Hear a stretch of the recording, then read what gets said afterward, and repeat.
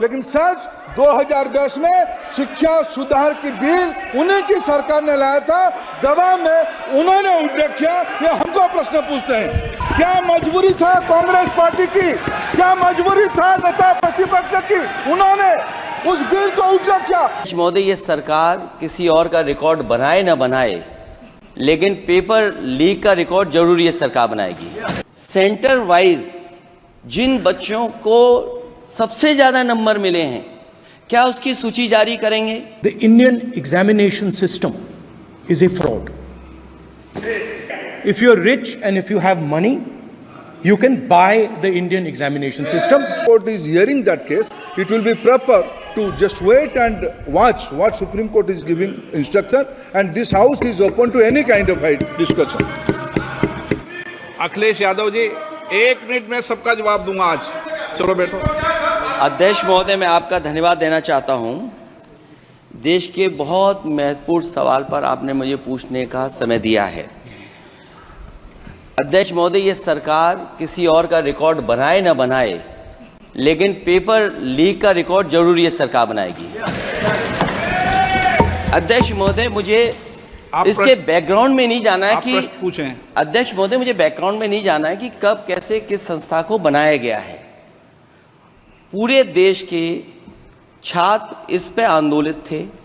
लगातार अखबार और सीबीआई की जांच के बाद चीजें सामने आ रही हैं, लोग पकड़े जा रहे हैं, जेल भेजे जा रहे हैं। मैं अध्यक्ष महोदय आपके माध्यम से पूछना चाहता हूं मंत्री जी से, क्या सेंटर वाइज जिन बच्चों को सबसे ज्यादा नंबर मिले हैं, क्या उसकी सूची जारी करेंगे? 30,000 सीटें जहां हैं, कई सेंटर अध्यक्ष महोदय ऐसे हैं जहां 2,000 2,500 बच्चे पास हो गए हैं। सरकारी सीटें 30,000 हैं, कई सेंटर में 2,000 से ज्यादा पास हो गए।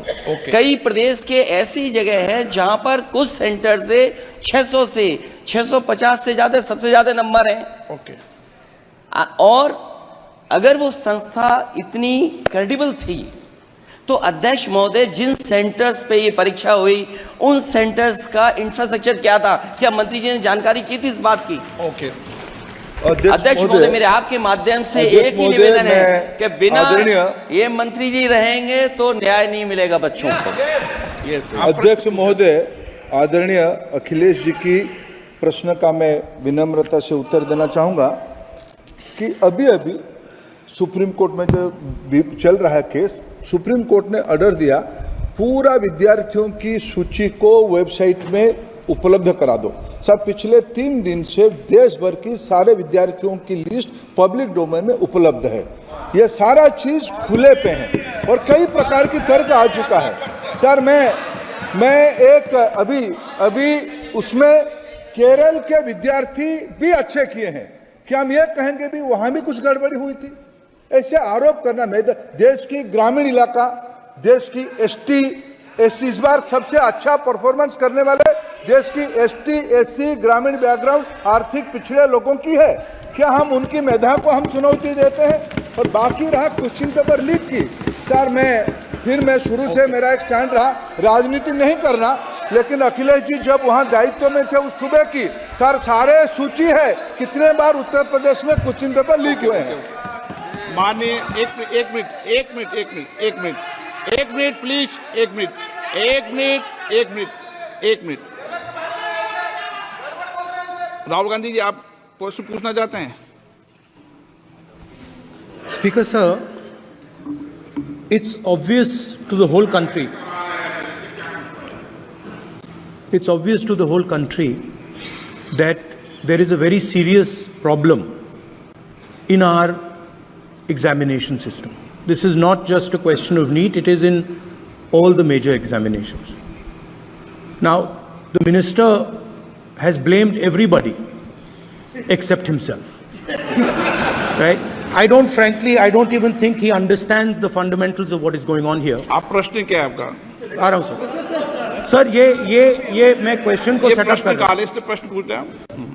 ये the issue is that there are millions of students in this country who are extremely concerned at what is going on and who are convinced that the Indian examination system is a fraud. That is what is at stake here. Millions of people believe that if you are rich and if you have money, you can buy the Indian examination system. And by the way, and this is the same feeling that the people in the opposition have. And that is why we are asking some very simple questions to Honorable Minister. Number one, as this is a systemic issue, what exactly are you doing to fix this issue at a systemic level? Yes. That's the Okay. first question. Okay, question में चल रहा है अभी। Please. अब मैं मंत्री जी मैं एक बार बोल दूं इस बात पे। चलो मंत्री जी आप शॉर्ट में जवाब दो, फिर मैं बोल ही देता हूं। आज आप शॉर्ट में जवाब देना प्लीज। अध्यक्ष महोदय, मेरे जो शिक्षा है, मेरे जो संस्कार है, मेरे जो सामाजिक जीवन है, मेरे को मेरे राज्य की, मेरे सूबे की जनता की स्वीकृति मिली है। मैं किसी की, मेरे बौद्धिक और मेरे संस्कार की सर्टिफिकेट मेरे को सारी सदन में किसी से नहीं चाहिए। देश की प्रजातंत्र में चुन के मेरे नेता प्रधानमंत्री मोदी जी को प्रधानमंत्री की भूमिका दिया है।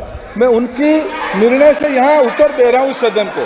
बाकी ये कहना चिल्लाने से सच झूठ नहीं हो जाएगा साहब। ये जो कहा गया देश की अभी की एग्जामिनेशन सिस्टम रबिश है सर, इससे दुर्भाग्यजनक बयान देश की नेता प्रतिपक्ष का कुछ नहीं हो सकता है सर। मैं कठोर शब्द से उसको निंदा करता हूं।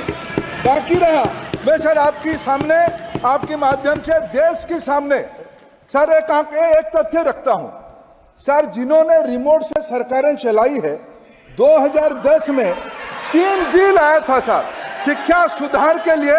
उन्हीं की पार्टी के नेता आदरणीय कपिल सिब्बल साहब 3 बिल लाए थे। उसमें से एक बिल था एजुकेशन, उसमें एक बिल था prohibition of unfair practice bill 2010, जिसकी उद्देश्य एजुकेशन इंस्टीट्यूशन में माल प्रैक्टिस को बंद करना। सर मेरे सरकार की हिम्मत है, अभी हमने पब्लिक एग्जामिनेशन की रेगुलरिटीज में बिल लाए, कानून बनाए। क्या मजबूरी था कांग्रेस पार्टी की, क्या मजबूरी था नेता प्रतिपक्ष की?